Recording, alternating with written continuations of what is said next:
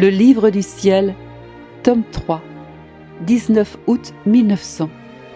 Seulement l'amour qui donne du fruit est durable. L'amour qui porte du fruit est ce qui distingue les vrais amoureux des faux.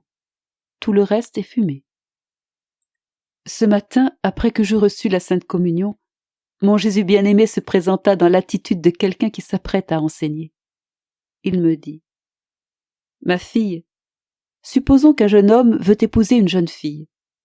Celle-ci est éprise d'amour pour lui et voulant le rendre heureux, veut toujours rester avec lui sans jamais le quitter, sans se soucier d'autre chose, y compris du travail domestique habituel pour une épouse. Que dirait le jeune homme ? L'amour de la jeune fille lui plairait, mais il ne serait certainement pas heureux de sa conduite, parce que cette façon d'aimer serait stérile et lui apporterait du mal plutôt que des fruits. Petit à petit, cet amour étrange ferait naître chez lui de l'ennui plutôt que du plaisir, parce que toute la satisfaction serait seulement pour la jeune fille. Et puisqu'un amour stérile n'a pas de bois pour alimenter sa flamme, il serait rapidement réduit en cendres. Seulement l'amour qui donne du fruit est durable.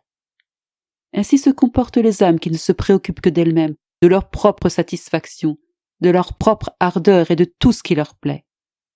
Elles disent que leur amour est pour moi alors qu'il est pour leur propre satisfaction. On peut voir à leurs actes qu'elles ne se préoccupent pas de mes intérêts et des choses qui m'appartiennent. Elles vont même jusqu'à m'offenser. Ah, ma fille, l'amour qui porte du fruit est ce qui distingue les vrais amoureux des faux. Tout le reste est fumée. Pendant qu'il disait cela, j'ai aperçu des gens et j'ai voulu m'intéresser à eux. Mais Jésus me détourna d'eux en me disant : « Ne désire pas être sur le chemin des autres. Laisse-les faire parce que tout a son propre temps. Quand le temps du jugement viendra, ce sera le temps de discerner toutes choses. Le bon grain sera connu de même que la menue paille et le grain stérile ou mauvais.